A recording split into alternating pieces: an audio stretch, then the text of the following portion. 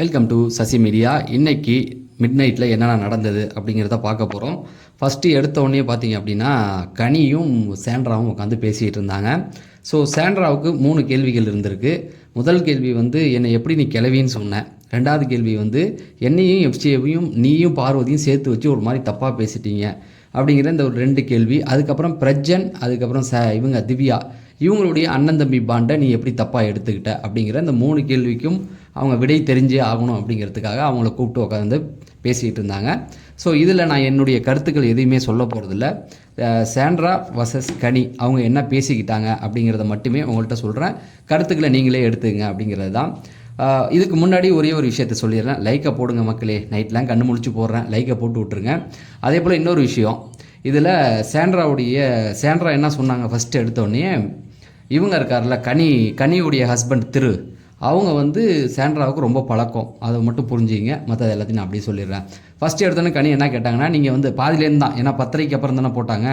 So 10:30லேருந்து நான் போடும்போது கொஞ்சம் ஓட்டி விட்டு தான் பார்த்தேன். இதில் என்ன நடந்தது அப்படின்னா, நீங்கள் வந்து குழந்தைங்க எதை எடுத்தாலும் கனி கேட்குறாங்க. நீங்கள் வந்து எதை எடுத்தாலும் குழந்தைங்கன்னு சொல்கிறீங்கல்ல, ஏதாவது இருந்தாலும் என் குழந்தைங்க பார்ப்பாங்கன்றீங்க. அப்படி பார்க்குற நீங்கள் மற்றவங்கள தப்பாக பேசும்போது உங்கள் குழந்தைங்க அவங்க பார்த்துட்டு ஏன் நம்ம அம்மா மற்றவங்கள தப்பாக பேசுகிறாங்க அப்படின்னு கேட்க மாட்டாங்களா அப்படிங்கிற மாதிரி ஒரு கொஸ்டினை வச்சுட்டு நீங்கள் வந்து என்னை எப்படி அந்த கிளவின்ற ஒரு வார்த்தையை சொல்லலாம் அப்படின்ற மாதிரி கேட்டாங்க. அதுக்கு சாண்ட்ரா சொன்னாங்க, இல்லை அது வந்து நான் போகிற போக்கில் ஏதோ ஒரு டென்ஷனில் சொல்லிட்டேனே தவிர யோசித்து சொல்லலை. ஆனால் அதுக்கப்புறம் அந்த வார்த்தையை நான் யூஸ் பண்ணியிருக்கப்பட்ட அதுக்கு ரெக்ரெட் பண்ணேன் நான். அதுக்கப்புறம் அந்த வார்த்தையை நான் யூஸ் பண்ணி நீங்கள் பார்த்துருக்க மாட்டீங்க அப்படின்ற மாதிரி சொன்னாங்க. கனி உடலை அவங்களுக்கு இது பத்தாத மாதிரி தான் இருந்தது. இல்லைங்க, இப்போ நீங்களும் நானும் வந்து ஒரே வயசு தான். நீங்கள் என்னை விட வயசில் கொஞ்சம் பெரியவங்க. நான் அதையும் குத்தி காமிக்க விரும்பலை. நீங்கள் ஒருவேளை என்னை விட சின்ன பொண்ணாக இருந்தால் கூட நீங்கள் சொல்லியிருந்தது பரவாயில்ல. ஏன் அப்படி எதுக்காக உங்களுக்கு அந்த மாதிரியான ஒரு எண்ணம் தோணுச்சு என்னை பார்த்து அப்படிங்கிற மாதிரி சொன்னாங்க. உடனே அவங்க சொன்னாங்க, இல்லைடா நான் வந்து யோசித்து எதுவுமே சொல்ல, நானும் பார்வதியும் உட்காந்து பேசிகிட்டு இருக்கும்போது என்னாச்சுன்னா டக்குன்னு போகிற போக்கில் அந்த வார்த்தையை சொல்லிட்டேன். ஏதோ ஒரு டென்ஷனில் இருந்தேன். அதை சொன்னதுக்கு அப்புறமேட்டுக்கு எனக்கே தோணுச்சு எப்படி நம்ம அதை பேசலாம் அப்படிங்கிற மாதிரி. அதுக்கப்புறம் நான் இது பண்ணலை அப்படின்னும் போது அப்புறம் இன்னொரு வார்த்தை அவங்க வந்து கேட்டாங்க, சரிங்க நீங்கள் போகிற போக்கில் சொல்லிட்டீங்க, வருத்தப்பட்டேன்னு சொல்கிறீங்க, எப்படி வருத்தப்பட்டீங்கன்னு எனக்கு சொல்லுங்கள் அப்படிங்கிற மாதிரி கேட்டாங்க. அப்போ அதாவது கனி நான் வந்து உங்ககிட்ட சொல்லலை ஆனால் உள்ளுக்குள்ளேயே வருத்தப்பட்டேன் அப்படிங்கிற மாதிரி சொன்னாங்க. அதுக்கப்புறமேட்டுக்கு இன்னொன்று சொன்னாங்க, நான் வந்து அதை உங்ககிட்ட சொன்னால் அது வந்து ஒரு மாதிரி தப்பாக இருக்கும் அப்படிங்கிற மாதிரி சொன்னாங்க. அதாவது ரெக்ரெட் பண்ணியிருந்தீங்கன்னா நீ என்கிட்ட வந்து சொல்லியிருக்கலாமே அப்படிங்கிற மாதிரி கனி கேட்டாங்க. அது எப்படிங்க ஒரு கேம் ஷோவில் உட்காந்துக்கிட்டு நான் உங்களை அப்படி சொன்னால் எனக்கு அது ஒரு தப்பாக தானே இருக்கும், உங்களுக்கு ஒரு மாதிரி ஆயிரும்ல அப்படின்னும் போது, இல்லைங்க நீங்கள் வந்து என்னை பற்றி பேச மாட்டேன், உங்ககிட்ட சண்டை போட மாட்டேன் அப்படின்லாம் சொல்கிறீங்க. அதை சொல்ல மாட்டேன்ட்டு போய் பின்னாடி இப்படி எனக்கு கிளவின்னு சொன்னதுக்கு நீ டைரெக்டாகவே என்கிட்ட சண்டை போட்டுருக்கலாமே அப்படின்னும் போது, இல்லை கனி நான் சொல்கிறேன், நான் லூஸ் டாக் தான் விட்டேன், அந்த இடத்துல சொன்னது தப்பு தான், அதை நான் இல்லைன்னு சொல்லலை. நானும் பார்வதியும் வந்து உட்காந்து பேசணும், ஆனால் ஒரு இடத்துல அது தப்புன்னு எனக்கே தோணிடுச்சு கனி, அதனால் நான் வந்து அதை தப்பாக சொல்லணும் போது அதுக்கான ஒரு விளக்கத்தை அவங்க ஏற்றுக்கிட்டாங்க. ஓகே அப்படின்ற மாதிரி ஏற்றுக்கிட்டதுக்கு அப்புறமேட்டுக்கு சரி நீயும் பார்வதியும் பெட்ரூமில் உட்காந்து பேசிகிட்டு இருக்கீங்க. ஐ திங்க் வந்து அது வந்து இந்த டாஸ்க்கு முத்தலில் போணுச்சு, சோப்பு மாப்பு அந்த டாஸ்க்கு தான். அப்போ தான் 2 பேரும் பார்வதியும் அவங்களும் உட்காந்து பேசிகிட்டு இருக்காங்க. ஏன்னா நள்ளிரவு வீடியோ நான் ஃபுல்லாக கொடுக்குறதுனால ஓரளவுக்கு எனக்கு ஞாபகம் இருக்குது. நைட் டைம் வந்து உட்காந்துருந்தாங்க. இப்போ என்ன ஆச்சு அப்படின்னா, என்னையும் எஃப்சியையும் பற்றி பார்வதி தப்பாக பேசுகிறா, அக்கா தம்பினா எப்படி ப்ரூவ் பண்ணு அப்படின்ற மாதிரி ஏதோ ஒன்று கேட்டிருக்காங்க பார்வதி. இப்போ அதுக்கு நீங்கள் என்ன சொல்கிறீங்க, கனி இதை சொல்லிவிட்டு பார்வதி அப்படி சொல்கிறா, அதுக்கு நீங்கள் சொல்கிறீங்க ஆமாம் அதுக்கு என்ன பண்ண முடியும் அப்படின்ற மாதிரி கேட்டீங்க. அது எப்படி கேட்கலாம், எங்களுடைய உறவை தப்பாக பேசுகிறீங்களே அப்படின்ற மாதிரி கேட்டாங்க. இப்போ அதை சொன்னதுக்கு வந்து இப்போ சொன்னாங்க, கனி நான் அந்த இடத்துல தப்பாகவே சொல்ல கனி, பாரு வந்து அப்போ அதாவது பாரு தப்பாக பேசியிருக்காங்களா, இவங்க ஆமாம் அதுக்கு என்ன பண்ண அப்படிங்கிற மாதிரி அதாவது நீ அவன் தம்பினா அதை நீ ப்ரூவ் பண்ணி காட்டு அப்படிங்கிற மாதிரி ஏதோ பாரு சொல்லியிருக்காங்க. இதை நான் சொல்ல மக்களே, பாரு ஃபாலோவர்ஸ் என்ன கோச்சிக்காதீங்க, கனி தான் சொல்கிறாங்க. அதுக்கு சாண்ட்ரா என்ன சொல்லியிருக்காங்க, அவன் ப்ரூவ் பண்ணு அப்படிங்கிற மாதிரி சொல்லியிருக்காங்க. இது எப்படி நீங்கள் கிண்டலாக பேசுகிறீங்க, எனக்கு எவ்வளோ கஷ்டமாக இருந்திருக்கும், வெளியில் போய் பார்த்தம்போது எனக்கு ரொம்ப இருந்தது அப்படின்போது, அப்போ இதுக்கும் அவங்க சொல்கிறாங்க, நான் அப்படி பேசவே இல்லை கனி, எனக்கு அது ஞாபகம் இருக்குது, ஆனால் எந்த நேரத்தில் இது பண்ணேன்னு எனக்கு சரியாக தெரில, நான் கிண்டலாக சொல்லலை, நான் என்ன கேட்டேன்னா இப்போ வந்து எஃப்ஜேட்ட பேசிட்டு வந்தேன் அப்படின்ற மாதிரி சொன்னாங்க. என்ன இதை பற்றி பேசுனீங்களான்னு கனி கேட்குறாங்க. இதை பற்றி பேசலை, வேற ஒரு விஷயத்தை பற்றி சொன்னாங்க. அதாவது எஃப்ஜேகிட்டையும் இந்த கேள்வி இன்டர்வியூவில் கேட்டிருக்காங்க, கனியும் உங்களை பற்றி தப்பாக பேசுனது அதை வந்து ஷேர் பண்ணியிருக்காங்க ஒரு 10 நிமிஷத்துக்கு முன்னாடி. அப்போ எஃப்ஜே கிட்ட இப்போ பேசுனாங்க நீ அவன் வந்து இந்த மாதிரி சொன்னான், அதுக்கு நான் ஒரே வார்த்தை சொன்னேன், நீ எதுக்கு ப்ரூவ் பண்ணணும்னு நினைக்கிற முதல்ல, அவன் 1000 நினைக்கட்டும், உனக்கு தெரியும்ல, அது போதும்டா அப்படிங்கிற மாதிரி எஃப்ஜேக்கு அட்வைஸ் கொடுத்துருக்கேன் கனி. அப்போ உங்ககிட்ட நான் இதை கிண்டல் பண்ணி அன்றைக்கி பேசியிருந்தேன், இன்றைக்கி ஏன் அதை சொல்ல போகிறேன் அப்படின்னும் போது ஏதோ நம்புற மாதிரியே இருக்கே அப்படிங்கிற மாதிரி கனிக்கு தோணுது. அடுத்து திரும்பவும் சொன்னாங்க, அதாவது நான் அந்த உறவை தப்பாகவே படுத்தலை. இவள்கிட்ட என்ன சொன்னேன்னா இதே வார்த்தை தான், அக்கா தம்பி அப்படின்னா ப்ரூவ் பண்ணு அப்படின்னு பாரு சொல்லியிருந்தானா, நான் என்ன சொன்னேன்னா ஆமாம் அது எதுக்கு பண்ணணும் அப்படிங்கிற மாதிரி தான் பேசினேன் அப்படிங்கிற மாதிரி சொல்லிட்டாங்க. அவங்களால அதை ஒத்துக்க முடியல. இல்லைங்க, நான் எபிசோடு பார்க்கும்போது நீங்கள் கிண்டலாக பேசியிருக்கீங்க, ரொம்ப கிண்டலாக பேசியிருக்கீங்க. நான் கிண்டலெல்லாம் பேசியிருக்க மாட்டேன், சிரிச்சிருக்கேன், மேபி இருந்திருக்கலாம். ஆனால் அதை நான் என்ன சொல்கிறேன்னா அக்கா தங்கச்சி எதுக்கு ப்ரூவ் பண்ணணும் அந்த மாதிரி தான் கனி நான் பேசியிருக்கேன் அப்படிங்கிற மாதிரி ஒரு வார்த்தை சொல்லிட்டாங்க. ஸோ இந்த பால்லையும் கனி வந்து அவுட்டு. இப்போ பாடுறா 3வது பாலை போடுறேன்ட்டு இன்னொரு பாலை போட்டாங்க. அதாவது அது இந்த கான்வர்சேஷனுடைய தொடர்ச்சி தான் அது. அதே போல் எனக்கு ஏன் நம்பிக்கை வரலன்னா, நீங்கள் வந்து சாரி கேட்டதே கொஞ்சம் ஃபேக்காக இருக்குது அப்படின்னும் போது அப்போ அவங்களே சொன்னாங்க, ஆமாங்க நான் சாரி வந்து உண்மையாக கேட்கல. இது எந்த இஷ்யூனா, நீ வந்து நல்ல அம்மா நான் கெட்ட அம்மான்னு சொன்னாங்களே கனி, நீ ஒரு கெட்ட அம்மா என் குழந்தைகளை வச்சு எப்படி பார்த்த, அந்த இஷ்யூவில் வந்தது. விஜய் சேதுபதி வந்து மன்னிப்பு கேட்க சொல்லியிருப்பார்ல, அப்போ மன்னிப்பு கேட்டாங்களா அதே எபிசோடில், அது வந்து ஃபேக்கு அப்படின்ற மாதிரி சொன்னாங்க. ஆமாம் உண்மையாகவே நான் ஃபேக்காக தான் கேட்டேன் கனி அப்படின்றது சாண்ட்ரா ஒத்துக்கிறாங்க. ஏன்னா அந்த இடத்துல நான் மனம் வருந்தி கேட்கல. ஆனால் அதுக்கப்புறம் எஃப்ஜே போனதுக்கப்புறம் உங்கள்கிட்ட வந்து நான் சாரி கேட்டிருப்பேன் அப்படின்னா, ஆமாம் கேட்டிங்க அப்படின்னா, அப்போ அதுக்கு முன்னாடி ஒரு சாரி கேட்டிருப்பேன் அப்படின்னு மொத்தமாக 3 சாரி கேட்டிருக்காங்க. அதில் சாண்ட்ரா சொல்கிறது ஃபஸ்ட்டு சாரி வந்து நான் ஃபேக்காக தான் கேட்டேன் கனி, அதில் வந்து மாற்று கருத்தே கிடையாது. 2வது சாரி வந்து கேட்டேன்ல, நான் திங்க் பண்ணேன் ஏன் இந்த மாதிரிலாம் இருக்குது, ஏன் இப்படிலாம் போகுது அப்படின்னு நினச்சி உங்ககிட்ட வந்து சாரி கேட்டேன் கனி. அதுக்கப்புறம் 3வது தடவை வந்து ஒரு சாரி கேட்டேன் தெரியுமா, அதுதான் உண்மையிலேயே உணர்ந்து கேட்ட சாரி அப்படிங்கிற மாதிரி ஒரு பாலை போட்டாங்க. ஸோ 3 சாரி நடந்திருக்கு, அதில் 3வது சாரி தான் உண்மைன்னு. இப்போ கனி இன்னொரு பாலை தூக்கி போட்டாங்க. அப்போ வெளியில் யார்ட்டையோ உட்காந்து நீங்கள் வந்து நான் கேட்ட சாரிலாம் ஃபேக்குன்னு சொன்னீங்களே அது எப்படி அப்படின்னும் போது, நான் முதல்ல கேட்டேன்ல கனி அந்த சாரி வந்து ஃபேக்கு, அதை தான் நான் அங்கே போய் சொன்னோன்னே அந்த பாலும் வந்து உடஞ்சாச்சு. இப்போ கனி நான் ஒன்று மட்டும் ஓப்பனாக சொல்கிறேன், நீங்கள் இவ்வளோ தூரம் எடுத்துகிட்டு போகிறீங்கள, உங்கள் ஹஸ்பண்டுக்கு திரு வந்து எனக்கு நல்ல பழக்கம். இப்போ நான் உங்களை இவ்வளோ கொச்சையாக பேசிவிட்டு அவர்கிட்ட இருந்தால் அவருக்கு எப்படி இருக்கும், அவருக்கும் தோணும்ல அப்படிங்கிற மாதிரி சொன்னோன்னே கனி வந்து ஓரளவுக்கு ஓகே. இப்போ இன்னொரு கேள்வி கேட்குறேன் இரு அப்படின்ட்டு, இப்போ பாரடா எனது ராஜதந்திரம் அப்படிங்கிற மாதிரி நீங்கள் வந்து எல்லா உறவுகளையுமே கொச்சப்படுத்துகிற மாதிரி பேசுகிறீங்க. இப்போ பிரஜினியும் இவர் திவ்யாவையும் வந்து ஒரு மாதிரி கொச்சப்படுத்தி பேசுனீங்கன்னா நிறுத்துங்க அப்படின்ட்டாங்க. நான் அப்படி பேசவே இல்லை கனி, அது வந்து தப்பாக வியானா உள்ளே புந்து விளாண்டுட்டா, நான் அந்த மாதிரிலாம் எதுவுமே பேசலை. அதாவது நான் வந்து என்ன சொன்னேன் அப்படின்னா, எல்லாத்தையும் போய் கேளு அப்படிங்கிற மாதிரி சொன்னேன். அவளுக்கு வந்து ஐஸ்கிரீம் கொடுக்க சொன்னதே நான் தான். பாத்ரூமில் போய் நான் வியானாகிட்ட ஏதோ பேசியிருக்காங்க, வியானா ஏதோ பற்ற வச்சதோ அவங்க சொல்கிறாங்க. ஆனால் அவங்க என்ன சொல்கிறாங்கன்னா, நீ ஐஸ்கிரீம் கொடுத்த இல்லையா, அந்த ஐஸ்கிரீம் கொடுத்ததை நான் சொல்லி தான் போய் பிரஜன் அவங்கள்ட்ட கொடுத்தாங்க. ஒருவேளை அதை கட் பண்ணி எடுத்து போட்டிருந்தா வேறு மாதிரி இருக்கும்ல, நான் சொல்கிறத மட்டும் கட் பண்ணிவிட்டு அவராகவே விரும்பி போய் கொடுக்குற மாதிரி போட்டிருந்தா எப்படி இருந்திருக்கும் அப்படிங்கிற மாதிரி ஒரு சில விஷயங்களை தான் நான் பேசினேன் அப்படிங்கிறத சொல்லிவிட்டு, எனக்கு அவர் மேலே இருந்த ஒரே ஒரு வருத்தம் ஒன்று தான். அதாவது எனக்கு அந்த நீடிப்பு துண்டிப்பு கொடுத்தார்ல, அந்த துண்டிப்பு எனக்கு கொடுத்துட்டு நீடிப்பு வந்து அவளுக்கு கொடுத்தா, திவ்யாவுக்கு கொடுத்தாரு. அது வந்து அதாவது அவருடைய சிஸ்டருக்கு கொடுத்தாரு. எனக்கு அதுக்குள்ளே ஒரு மைண்டு ஒன்று இருந்தது. இதெல்லாம் வச்சு நான் கொஞ்சம் குழப்பிக்கிட்ட மாதிரி இருந்தது. அதாவது அவங்க 2 பேரும் சிஸ்டர் தான் இவங்க நினச்சிருக்கதா சொல்கிறாங்க. ஏன்னா இதில் நான் எந்த கருத்துமே சொல்லலை. ஏன்னா கருத்து சொல்கிறதா இருந்தால் எனக்கே நிறைய முரண்பாடுகள் இதுக்குள்ளே இருக்குது. அதை போட்டு நான் குழப்ப வேணாம். நிறைய பேர் வந்து என்ன சொல்கிறாங்கன்னா, கருத்தெல்லாம் சொல்ல வேணாம் ப்ரோ, நீங்கள் அப்படியே சொல்லுங்கள், நாங்கள் புரிஞ்சுக்கிறோன்றீங்க. ஏன்னா இதுலேயே நான் இந்த விஷயத்தை எல்லாத்தையுமே நம்ம ஒரு வீடியோவாகவே போட்டிருக்கோம். அதனால தான் கருத்து சொல்ல உங்கள் இதுக்கே விட்டுறேன்.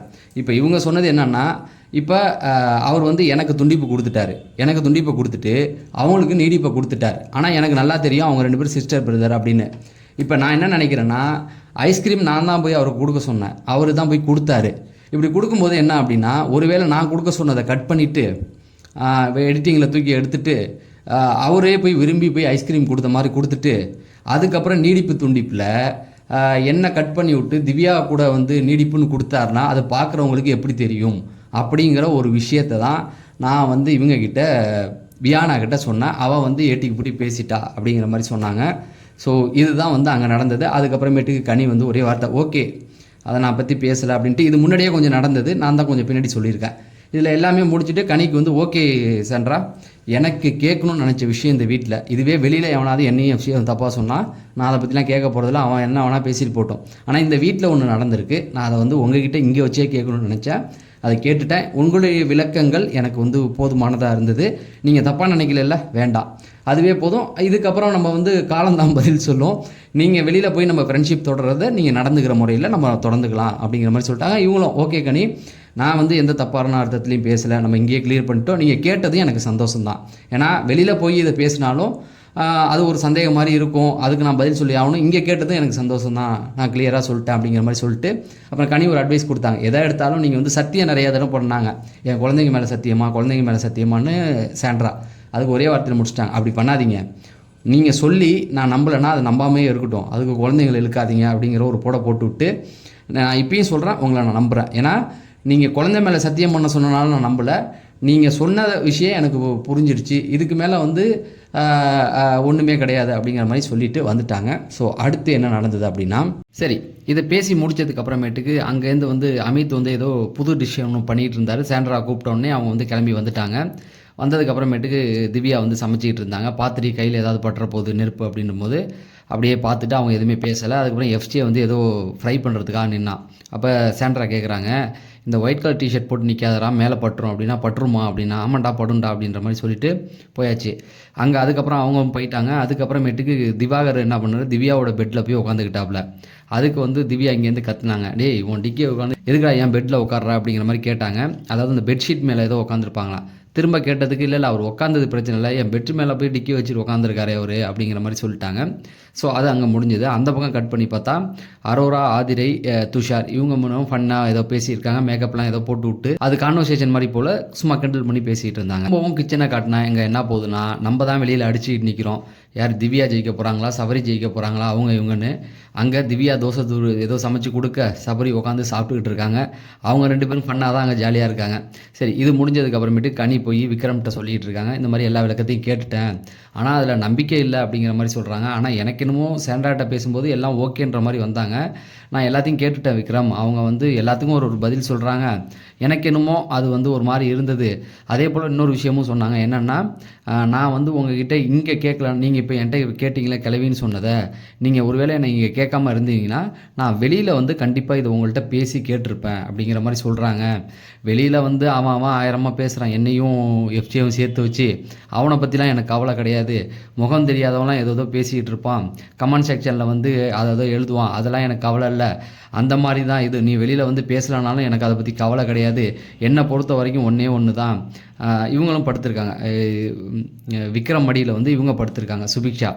இப்போ இவங்க சொல்கிறாங்க, நீ வெளியில் வந்து பேசாமல் போ, எனக்கு வந்து இந்த 3 நாள் இருக்குது, 3 நாள் உன் கூட இருக்கணும், அந்த கிரட்ஜை வச்சுக்கிட்டு உங்ககிட்ட என்னால் பேசி பழக முடியாது, இந்த பொங்கல் செலிப்ரேஷனை நான் நல்லா கொண்டாடணும், அதனால தான் உன்கிட்ட கேட்டேன், நீ வெளியில் வந்து கேட்காம போ, நீ வந்து பேசலனாலும் நான் தூரம் ஓடிடுவேன், நீ பேசணுன்னு வந்தால் கூட தூரம் ஓடிடுவேன் அப்படிங்கிற மாதிரி சொன்னாங்க. ஸோ இதையும் அவங்க சொன்னது தான். அப்போ வந்து கனி சொன்னதுக்கு அப்புறமேட்டுக்கு சுபிக்ஷா கேட்டாங்க, இப்படியே சொல்லிட்டீங்களா அப்படின்னு. ஆமாம் அப்படியே சொல்லிட்டேன் அப்படிங்கிற மாதிரி சொன்னாங்க. இதில் முதல்ல என்ன சொன்னாங்கங்கிறத அப்படியே சொல்லிட்டேன், ரெண்டாவது கனி வந்து என்ன சொல்கிறாங்க அப்படிங்கிறதையும் உங்கள்கிட்ட நான் சொல்லிட்டேன். அடுத்தது இதெல்லாம் போகும்போது சாப்பிட்றதுக்கு எல்லாமே வந்தாங்க. அப்போ திவாகர் இவங்களுக்குள்ள ஒரு கான்வர்சேஷன் போச்சு. அதாவது பிரவீன் சொல்கிறாப்புல, ஏய் நான் ஒரு 3 நாளுக்கு அப்புறம் ரொம்ப சந்தோஷமாக இருப்பேன் திவாகர் அப்படின்ற மாதிரி சொன்னாங்க. ஏன்யா என்னத்துக்கு அப்புறம் தான் 3 நாளுக்கு அப்புறம் உன்னை பார்க்க தேவையில்ல அப்படிங்கிற மாதிரி சொல்லிவிட்டு சாப்பாடெல்லாம் எடுத்து கொடுத்தாங்க. அப்புறம் சாப்பிட ஆரம்பித்தாங்க. இப்போ விக்ரம் வந்து சுபிக்ஷாவுக்கு சாப்பாடு ஊட்டிக்கிட்டு பேசிகிட்டு இருக்கும்போது இவர் சொன்னார், இந்த 9வது சீசன் சூப்பராக போகும்போயா அப்படின்னு விக்ரம் சொல்ல, அதுக்கு திவாகர் சொல்கிறாரு, ஏன்னா நடிப்பு அரக்கனுடைய சீசன் தானே இது அப்படிங்கிற மாதிரி சொல்லிட்டாப்புல. உடனே விக்ரம் சொன்னாப்புல, ஏதோ படத்தில் நடிக்க போகிறேன்ற, படம்லாம் நடித்து முடித்ததுக்கு அப்புறமேட்டுக்கு அந்த ஹீரோகிட்டே போய் இந்த படத்தில் வந்து ஹீரோ நடிப்பு அரக்கன்னு சொல்லிடாதையா, ரெட் கார்டு கொடுத்து உன்னை நடிக்கவே விடாமல் விளக்கு பண்ணிடுவாங்க அப்படிங்கிற மாதிரி முடிஞ்சிச்சு. திரும்ப வந்து சாப்பாட்டுக்கு வந்து சபரி வராப்புல. சபரி அதுக்கு முன்னாடி ஒரு கான்வர்சேஷன், அரோரா இவங்கெல்லாம் உட்காந்துருக்கும்போது இன்றைக்கி நட்பு பற்றி போட்டாங்களே, நாளைக்கு என்னத்தை பற்றி போடுவாங்க அப்படிங்கிற மாதிரி அரோரா வந்து ஒரு டவுட்டு கேட்டாங்க. உடனே சபரி சொல்கிறாப்புல, நாளைக்கு காதலை பற்றி போடுவாங்களே, காதலை பற்றினா என்னென்னா துஷாரிக்கே ஒரு 5 பொண்ணுங்களை வச்சு போடுவாங்க அப்படிங்கிற மாதிரி போச்சு. அதுக்கப்புறமேட்டுக்கு நீங்கள் போட்ட அந்த குறும்படம் பார்த்துருப்பீங்கன்னு நினைக்கிறேன். நேற்று நான் வந்து நைட்டு பேசுகிறதுனால இன்றைக்கிங்கிறேன், நீங்கள் பார்க்கும்போது நாளைக்கு என்ன ஆகும் அப்படின்னா, பார்வதி கமருதீனை பற்றி போட்டாங்க பார்த்தீங்களா, ஃபுல்லாகவே போட்டாங்க. வழக்கமாக ரெட் கார்டு கொடுத்தவங்கள பற்றி போட மாட்டாங்க. ஆனால் இந்த வாட்டி போட்டிருக்காங்க அப்படின்னா, நான் ஏற்கனவே சொல்லியிருக்கேன் இதை. ரெட் கார்டு கொடுத்தது முழுக்க முழுக்க விஜய் சேதுபதியோடைய முடிவு தான். இவங்க சேனல் வந்து ஒத்துக்கலை, ரெட் கார்டு கொடுக்க வேணாம், எவ்வளோ வேணால் ரோஸ்ட் பண்ணுங்கள், எந்த அளவுக்கு வேணாலும் பண்ணுங்கள், ஆனால் ரெட் கார்டு கொடுக்க வேணான்னு விஜய் சேதுபதி தான் ரெட் கார்டு கொடுக்க சொல்லியிருக்காரு. அதனால தான் சேனல் வந்து அவங்கள மீறி இப்போ வந்து அது வழக்கமாக இப்போ பிரதீப்புக்கெல்லாம் அப்படி போடவே இல்லை. ரெட் கார்டு கொடுத்து அவர் சம்மந்தப்பட்ட எல்லாத்தையுமே கட் பண்ணி எடுப்பானுங்க. இன்றைக்கி வந்து பார்வதி எல்லாத்தையுமே போட்டாங்க. ஆனால் திவ்யாவை பற்றி ஒன்று கூட வரல. கவனிச்சிங்களா? திவ்யா வந்து ஒரு 2 இடத்துல தான் வந்திருப்பாங்க. அதே போல் பிரவீன் காந்தியும் சுத்தமாக வந்திருக்க மாட்டாங்க. அதுக்கான விளக்கம் நட்பில் அவங்க யாருமே இங்கே சம்பாதிக்கல அப்படிங்கிற மாதிரி எடுத்துக்கிட்டாங்க. சரி, இது ஒன்று. அதுக்கப்புறமேட்டுக்கு சபரி வந்து நாளைக்கு வந்து காதலை பற்றி போடுறதுக்கு வாய்ப்பு இருக்குது அப்படிங்கிற மாதிரி சொல்லிட்டாப்புல. இது முடிஞ்சதுக்கப்புறமேட்டுக்கு சாப்பிட வந்தாங்க. திரும்ப கனி வந்து பேசினாங்க. இந்த மாதிரி சபரியும் கனியும் விக்ரம் சாப்பிட்டுக்கிட்டே பக்கத்தில் நின்னார். இந்த மாதிரி சபரிகிட்ட சொன்னாங்க, நான் பேசிட்டேன்டா சாண்ட்ராட்ட, அவள் இந்த மாதிரி சொல்கிறா, அவள் ஏதோ ஒன்று சொல்கிறாயா, எஃப்ஜேயும் என்னையும் பற்றி எப்படி தப்பாக பேசுனீங்கன்னு நான் கேட்டேன். அதுக்கு வந்து எஃப்ஜியும் பக்கத்தில் இருந்தான். அது ஏதோ எஃப்ஜிட்டே விளக்கம் கொடுத்துட்டாலுமே, அதாவது என்னென்னா, உன்னுடைய இப்போ தான் நான் எஃப்ஜிட்ட ஒரு விளக்கம் கொடுத்தேன், உங்களை பற்றி அவங்க தப்பாக பேச நீ எதுக்குடா எடுத்துக்கிற, உனக்கு தெரியும்ல அவங்க அக்கான்னு, அப்புறம் எதுக்கு நீ அவங்களுக்குலாம் விளக்கம் கொடுக்கணுன்ற மாதிரி சொல்கிறாங்க, எனக்கு ஒரு மாதிரி இருக்குது அப்படிங்கிற மாதிரி சொன்னோடனே அவங்க ஏதோ விளக்கம் சொன்னாங்க. ஏதோ என் புருஷனை தெரியுமா வெளியில், அவர் என்ன நினைப்பாரு, நான் உங்களை இப்படி தப்பாக பேசினா அப்படிங்கிற மாதிரி சொல்கிறாங்கடான்னொன்னே அப்போ சவரி சொன்னாப்புல, இந்த பாரு தப்பாக அவங்க ஒன்று சொல்லியிருந்தா அவங்க தான் அவன் மூஞ்சை பார்க்க தயங்கணும், நீ இல்லை அப்படிங்கிற மாதிரி சொல்லிவிட்டு அவங்க சாப்பிட போயிட்டாங்க. ஸோ இதுதான் வந்து அடுத்த இதில் நடந்தது. அதுக்கப்புறம் என்னாச்சு அப்படின்னு பார்த்தீங்கன்னா, பொங்கல் செலிப்ரேஷன் அப்படிங்கிறதுக்காக எல்லாருமே வந்து டீலக்ஸ் ரூமில் இருக்க சொல்லிட்டு அங்கே வெளியில் லாக் பண்ணிட்டாங்க. உள்ள கானா பாக்ஸ் வந்து போக ஆரம்பிச்சிது. கிட்டத்தட்ட 12 மணிலேருந்து 2 மணி வரைக்கும் அதுதான் போயிட்டு இருந்தது. சரி, இதுக்கு இடையில என்னென்ன நடந்தது அப்படிங்கிறது சின்ன சின்ன விஷயங்களை மட்டும் சொல்லிடுறேன். ஃபஸ்ட்டு எடுத்தோன்னே இவர் பாட ஆரம்பிச்சிட்டாரா, ரொம்ப நேரம் பாடிக்கிட்டே இருந்தார். அதுக்கப்புறமேட்டு பிரியங்கா இருக்காங்கள்ல, ஆங்கர் பிரியங்கா, அவங்கள கலாச்சி ஒரு பாட்டு பாடிட்டார் வினோத். அதாவது இந்த அவார்ட் ஷோவில் ரொம்ப ஃபேமஸாக ஒரு பாட்டு போடுவோம்ல, அலுமணியோ பித்தாலன்னு 5வது சீசனில் அதை முடித்து வந்த அந்த பாட்டு அது அவர் தான் பாடியிருந்தார். அதில் ஒரே ஒரு வரி, பிரியங்காவை மட்டும் கலாச்சி ஆசைப்பட்டு கண்டதெல்லாம் துணுட்டு அப்படின்னு சொல்லி அந்த பாட்டு வரலாம். அதை பாடிட்டு, பிரியங்கா நான் சும்மா தான் பாடினேன், இவங்க பாட சொன்னாங்க அப்படிங்கிற மாதிரி சொல்லிட்டாப்புல. கிட்டத்தட்ட பாட்டு ரொம்ப நேரம் போணுச்சு. அந்த பக்கம் பிரஜனும் சேண்ட்ராவும் உட்காந்து ரொம்ப நேரமாக பேசிகிட்டு இருந்தாங்களா, இவர் பார்த்துக்கிட்டே இருந்தார். கானா வினோத் பார்த்துட்டு ஒரு கவுண்டர் ஒன்று போட்டார், எப்பா பார்க்க மூட போகிறாங்க ஏஞ்சி போங்க அப்படிங்கிற மாதிரி சொன்னாரா. அப்புறம் எல்லாம் சிரிச்சிட்டாங்க. அதுக்கப்புறமேட்டுக்கு வந்து இந்த பிரவீன் இருக்கான்ல, டவுசர் தலையன், அவன் என்ன பண்ணால் தொடர்ந்து வாட்டர் மிலான கலாச்சிக்கிட்டே இருந்தான். 2 நாள் அவன் அதை பண்ணவே கிடையாது. ஆனால் இப்போ வினோத் வந்தோடனே அவன் பண்ணிகிட்டு இருக்கான். இப்படி தான் முதல்லையும் பண்ணான். அப்படியே வினோத்தை வச்சு வினோத்தையும் அவரையும் கோத்து விட்டு அவங்க 2 பேரையும் அடித்து விட்டு இவன் நழுவிடுவான். திட்ட வாட்டர் மிலானே அவர் பொறுமையாக தான் உட்காந்துருந்தாப்புல. அதுக்கப்புறமேட்டுக்கு சவரி ஆதிரி வந்து அழுதுகிட்டு இருந்தாங்க. எதுக்கு அழுதாங்கன்னா, விக்ரம் வந்து அந்த பாட்டை வந்து ஏதோ ஒரிஜினல் வெர்ஷன், அந்த அலுமினிய பித்தளை ஒரிஜினல் வெர்ஷன் கன்னடாவில் இருக்கான், அந்த பாட்டை ஏதோ ஜோக் மாதிரி பாடி அவங்களுக்கு ஹர்ட் ஆகிடுச்சு. அவங்க உட்காந்து அழ ஆரம்பிச்சிட்டாங்க. அப்புறம் எல்லாம் வந்து கேட்டாங்க என்னாச்சு அப்படின்னு சொன்னால் அவர் சொல்லலை. அவங்க அழுதுகிட்டே இருந்தாங்க. சரி, இந்த ஒரு விஷயம் போணுச்சு. அதுக்கப்புறமேட்டுக்கு பார்த்தீங்கன்னா, வாட்டர் மிலனை சவரி எழுந்துச்சி கலாய்க்க ஆரம்பிச்சிட்டாரு. ஃபஸ்ட்டு எடுத்தோடனே போர்வையை போற்றிக்கிட்டு படுத்திருந்தார். அவர் அப்படி தான் கைக்கு தான் போற்றிக்குவார். அவர் சவரி எழுந்துச்சி அது போர்வையா இல்லையான்னு முதல்ல கன்ஃபார்ம் பண்ணுங்கள், அது பார்க்க வேறு மாதிரி இருக்குது அப்படின்னு அவர் போர்வையை ஒரு மாதிரி இழுத்து வச்சுட்டு இருந்தாப்புல. அதை தான் சொல்லி கலாய்ச்சாப்புல. அதுக்கப்புறமேட்டுக்கு உன்னை நான் சேலத்தில் வச்சு தூக்கிடுவேன்டா அப்படிங்கிற மாதிரி வாட்டர் மிலன் வந்து இவர்கிட்ட சவரிகிட்ட சொன்னாப்புல. நான் ஏற்கனவே சொல்லியிருக்கேன், நான் யாரை வச்சு உன்னை தூக்குவேன்னு தெரியாது, பேர் வேணால் சொல்லிட்டேன், இன்னொரு தடவை சொன்னீங்கன்னா நான் உண்மையாக தூக்க சொல்லிடுவேன் அப்படின்ற மாதிரி. அதுக்கப்புறம் உன்னை வந்து ஆத்தூர்லேயே வச்சு எங்கேயோ வச்சு தூக்கிடுவேன் அப்படிங்கிற மாதிரி சொன்னார். இதெல்லாம் சொல்லிகிட்டு இருக்கும்போது சவரி சொன்னாப்புல, இவனை வந்து ஒரு தடவை டாக்டர்னு சொல்லி இவன் ஊரை ஏமாற்றிக்கிட்டு இருக்கான். ஒரு தடவை வந்து ஒரு பிரச்சனைன்னு அழைச்சிட்டு போயிருக்காங்க. போய் பார்த்தா ஒரு காளை மாட்டுக்கு பிரசவம் பார்க்க சொல்லியிருக்காங்க. இவன் 6 மாதமாக அந்த மாதிரி வேலையை தான் பார்த்துக்கிட்டு இருந்தான் அப்படின்னு சொல்லி அவனை சொல்லிட்டு இருந்தாங்க. அந்த நேரத்தில் ரம்யா வந்தாங்க. வந்த உடனே டே ரம்யா அப்படின்னு சொல்லி வாட்டர் மிலன் கூப்பிட்டாப்புல. அவர் ஏற்கனவே வந்து நீ மரியாதை கொடுத்தினா நான் உனக்கு ரம்யா சொல்கிறாங்க, சந்திரமுகி பாம்பு, நீ மரியாதை கொடுத்தா நான் மரியாதை கொடுப்பேன். போன வாட்டி ஏன் அமைதியாக இருந்தேன் தெரியுமா, என்னை வெளியில் அனுப்பிடக்கூடாதுங்கிறதுக்காக அமைதியாக இருந்தேன். இப்போ அதுவும் இல்லை, நான் பாட்டுக்கு கேவலமான கெட்ட வார்த்தையில் ஒன்று திட்டிடுவேன் அப்படிங்கிற மாதிரி வாட்டர் மிலன் சொன்னோன்னா அவர் அமைதியாகிட்டார்.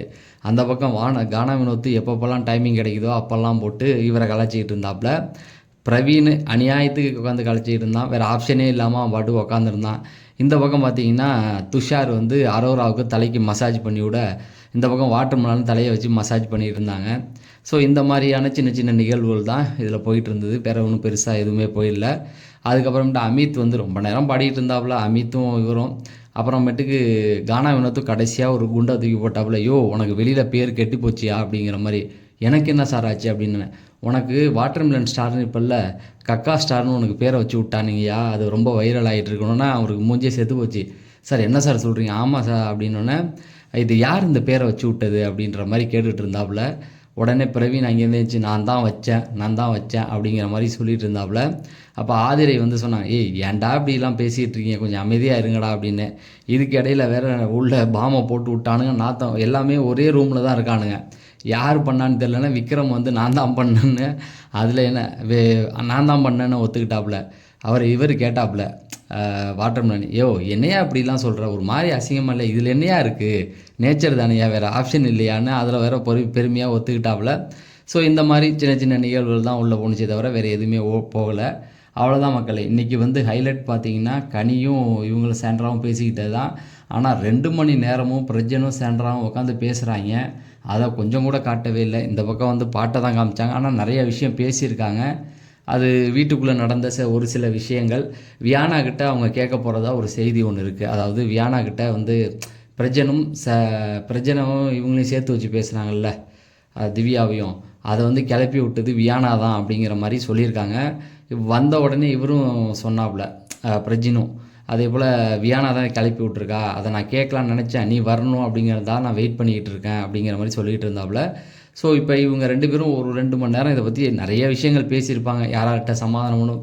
இவங்க சாண்ட்ரா வந்ததே எல்லாத்தையும் சமாதானம் பண்ணி பிரச்சனையை ஷார்ட் அவுட் பண்ணுறதுக்கு தான் வந்திருக்காங்க. ஸோ நாளைக்கு அது நடக்கிறதுக்கு வாய்ப்புகள் இருக்குது. வியானா கிட்ட கூப்பிட்டு இதை பற்றி பேசுகிறதுக்கு 2 பேருமே. அவ்வளோதான் மக்களே, வேறு எதுவுமே கிடையாது. எல்லாம் வந்து தூங்குறதுக்கு ரெடி ஆகிட்டாங்க. ஸோ நானும் வீடியோ இதோட நிறைவு செய்கிறேன். லைக் பட்டனை தட்டி விட்டு ஹைப் பட்டனையும் தட்டி விட்டுருங்க. நம்ம அடுத்த வீடியோவில் சந்திப்போம். நன்றி, வணக்கம்.